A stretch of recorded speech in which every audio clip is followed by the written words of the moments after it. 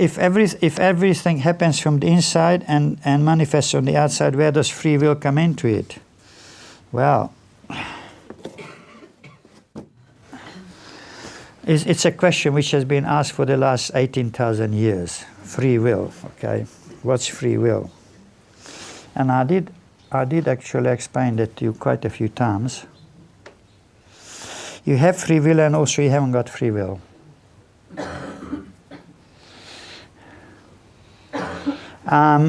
You look at the life a little ant, similar to yours, okay? So you have a little ant hive, and then from the ant hive you go out there and feel your way around and find some yummy, yummy food, okay? So you get all excited about your flappers go like this, you know, and then you go back along the same track and tell everybody on the way, hey, there's a yummy food over there, so everybody rushes over there, go back, and you've done your duty, okay? That's the life of an ant. And that's also your life. So where's your free will? Well, first of all, you have to follow a particular track. But when you got that track and got something, then it is your free will to either to tell it to others or not. If you're a greedy guts, you won't eat it all yourself. And that's how you exercise your free will. But on the other hand, if you're a little bit more community-minded, you're quite happy and tell everybody else to go and get all this stuff, and by the time you go back again, there's nothing left anyhow. See? So the free will comes into that every living being, including an animal, an ant, a human, an angel, an archangel, they have got free will within what is called the ring pass knot, or the what we call the existential structural reality of the world. So a fish has got free will in the ocean, or whatever part of the ocean has got, but he has not free will on the land. A bird has got free will in the sky, but it has got no free will in the ocean. In other words, every living creature at all, from the lowest, from the atom to the solar logos, has a free will, so long as he or it or she acts within the boundary of that particular reality. So within your own reality, you have free will. Okay, so what it means is that if you get an inspiration from the outside, you have a free will to do it or not do it. Now, if you have inspiration coming from the inside, the same situation, you have a free will to do it or not do it. The free will is over there. There's no such thing as I said, you are only forced within a boundary line. Like within that boundary line, you are free. Like you have the aquarium. You have two little fish, goldfish. Anybody have aquarium with goldfish? Any of you have aquarium with two sharks? No sharks? Oh, not even in Holland. In Holland, you're allowed to have all kinds of strange creatures like snakes and scorpions and all kinds of weirdos, creatures. Well, maybe you have aquarium, two sharks in your aquarium.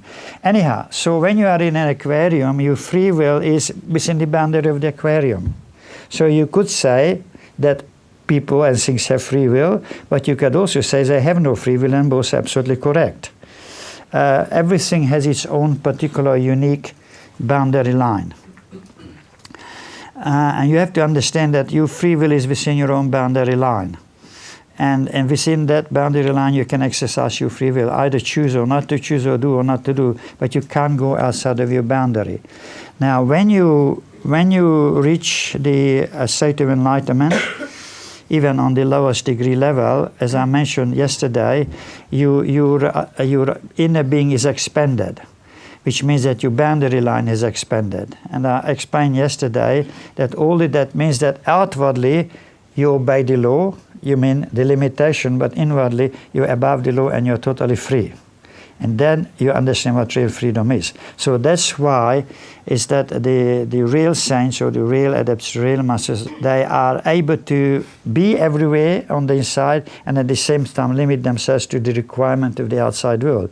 As I said, they may be living in a cave somewhere in Tibet, or they may be living in a big city like Chicago, New York, or they may be in a crowded place, or they may be just by themselves, living all by themselves. That makes no difference, because in their inner condition is free. They're not bounded by anything in their consciousness, but outwardly they are bounded by the limitations of their body, the limitations of the environment, the limitation of time and space which is around them, and they accept that. So they accept that they are limited in that, but inside they're totally free. So they are free at the same time limited, and that's what free will is. You are free according to your inner constitution, but you're limited by the outer environment, or limited by what we call the necessity of life in the world where you exist. Now, if you go to live in Mars, you have a limitation which life requires on Mars. If you go and live in Jupiter or whatever other planet, then you have the limitations of that planetary structure. If you live in the astral world, you have its own limitation. Even in Nirvana has its own limitation, because Nirvana is absolute light. So if you can't adjust to absolute light, you can only adjust as much as your possibility lies. In other words, there is a limitation, but the more you are evolved, the more that sense of freedom exists inside yourself. And that sense of freedom gives you the sense of limitlessness and infinite choice, because in that you have infinite choice. And there comes a point in your evolution when you can be whatever you want to be. Literally, you can choose your destiny in the cosmos. Now that is much more limitless. That's really freedom. But as I said, we've seen that there are structures and structures of wheels within wheels within wheels, and whichever wheel you belong to, its own boundary line. So you live on planet Earth, that's your boundary line, and within the planet Earth you live in a society, that's a boundary line. Within that society you live in a physical body, that's your boundary line. So you have a certain amount of freedom within those limitations.